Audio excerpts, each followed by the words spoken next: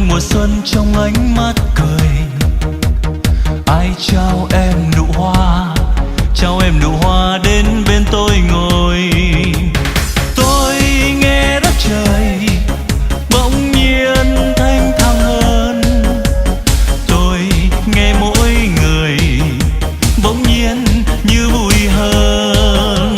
Xin em hãy về hát riêng cho tôi nghe, để cơn gió chiều xanh ngát nhưng hàng mê.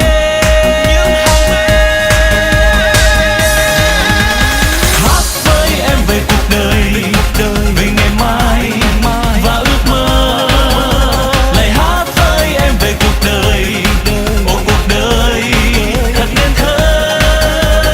Nói với nhau dù một lời, dù buồn vui rồi lãng quên, để thấy trái tim mình ngập ngừng lời hát yêu em.